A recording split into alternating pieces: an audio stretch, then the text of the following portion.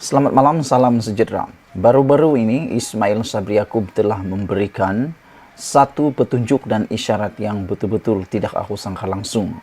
Apabila Ismail Sabri Yaakob kata, kalau banjir besar berlaku pada waktu PRU, beliau akan berbincang dengan SPR, termasuk mungkin akan ada keputusan menangguhkan pilihan raya.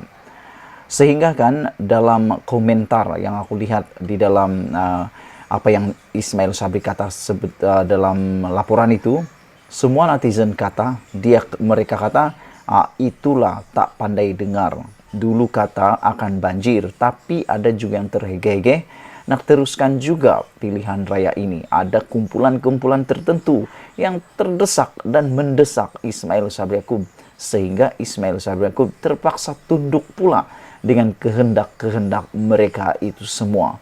Hari ini aku nak berikan ulasan kepada kamu semua, bolehkah PRU 15 dihentikan? Ataupun bolehkah PRU 15 dibatalkan? Jom, ikuti terus pendedahan ini dan jangan lupa untuk kamu share supaya lebih ramai orang tahu tentang kebenaran ini. Pada 5 November 2022, penamaan calon bagi PRU 15. Cuaca diramalkan cerah pagi itu, bermakna pencalonan bolehlah dijangka akan berjalan lancar, tidak terjejas oleh kerana cuaca.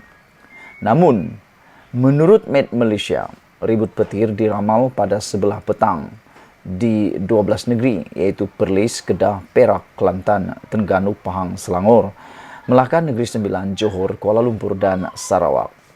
Ramalan ini dikeluarkan 4 hari yang lalu. Pada Khamis 3 November 2022, Met Malaysia memberitahu monsun timur laut akan berlaku lebih awal, iaitu pada minggu ini hingga Mac tahun depan. Kata Met Malaysia, monsun timur laut atau musim tengkujuh akan bermula pada 7 November ini hingga Mac depan. Ketika mana 4 hingga 6 episod lururan monsun akan membawa hujan lebat berterusan sepanjang tempoh itu. Kata Jabatan Meteorologi itu lagi, seperti musim-musim lalu, hujan lebat berterusan untuk tempoh beberapa hari lagi boleh menjadikan dan mengakibatkan kejadian banjir di kawasan rendah dan berhampiran sungai.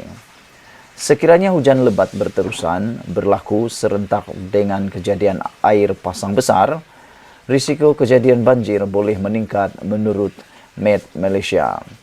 Kejadian air pasang besar, kata Met Malaysia, dijangka pada 6 November hingga 11 November dan 22 hingga 27 November, juga 7 hingga 12 Disember, 22 hingga 26 Disember, 6 hingga 10 Januari, dan 21 hingga 25 Januari 2023. Tidak perlulah saya mengingatkan, ramalan Met Malaysia itu dibuat ketika PRU 15 menjelang tiba. Sebelum ini pun sudah tercetus kebimbangan dalam kalangan rakyat bahawa pilihan raya ini akan bertembung dengan bencana tahunan yang menjejaskan beberapa negeri. Apatah lagi mengambil kira faktor perubahan iklim yang mengakibatkan sesuatu bencana menjadi lebih ganas, itulah masalah cuaca. Ini pula masalah kesihatan. Pada 31 Oktober lalu, Kementerian Kesihatan memberi amaran bahawa Malaysia sedang berdepan gelombang kecil COVID-19 varian Omicron XBB. Perlu diingat, COVID-19 masih wujud dan negara masih berada pada tahap pra-endemik. Artinya, pandemik belum berlalu. Walaupun gelombang COVID-19 varian Omicron XBB yang negara sedang hadapi dikelaskan sebagai kecil, ia tetap satu ancaman yang tidak boleh dipandang enteng. COVID-19 tetap COVID-19. Menurut Menteri Kesihatan KTK Khairi Jamaluddin, gelombang itu dijangka menyebabkan negara merekodkan peningkatan kes dalam beberapa minggu akan datang. Kata Khairi, data harian sudah pun menunjukkan peningkatan kes baru COVID-19. Begitu juga peningkatan jumlah pesakit yang dimasukkan ke hospital. Artinya, ada ancaman, ada risiko, dan ada bahaya. Sama ada yang menjadi gelombang besar bergantung kepada tingkah laku dan tindakan komuniti. Khairi dipetik sebagai berkata, beliau seterusnya menasihati rakyat, antaranya memakai semula pelitup muka. Mengambil kira kedua amaran yang ditulis ini membabitkan cuaca dan kesehatan. Adakah PRU 15 akan terjejas pada hari-hari menuju pengundian dan hari mengundi 19 November? Jika cuaca menjadi buruk atau gelombang kecil varian Omicron XBB menjadi gelombang besar, adakah tamasya demokrasi yang kita sedang rasai ini akan diteruskan? Ditakdir banjir atau COVID-19 atau kedua-duanya tidak membolehkan PRU dijalankan, adakah ia akan dibatalkan atau ditangguhkan? Atau bolehkah ia dilakukan?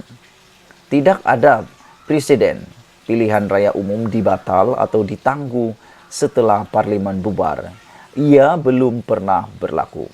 Dengan kata lain, tidak ada duluan, tidak pernah berlaku, dan tidak ada rujukan pilihan raya pernah dibatalkan atau ditangguh setelah parlimen bubar sepanjang Malaysia merdeka maupun mungkin di negara-negara yang lain. Bolehkah ia berlaku jika keadaan tidak mengizinkan akibat bencana, malapetaka dan musibah?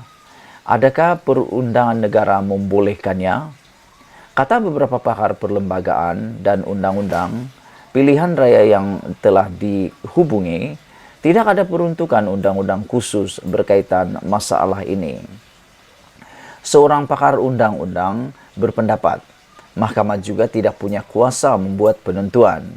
Beliau merujuk keputusan Mahkamah Tinggi Kuala Lumpur menolak saman pemula yang dikemukakan tempoh hari oleh bekas Ahli Parlimen Klang Charles Santiago berhubung pembubaran Parlimen untuk yang ke-14. Charles mendakwa pembubaran menyalahi dua perkara perlembagaan kerana tidak berdasarkan nasihat jemaah menteri.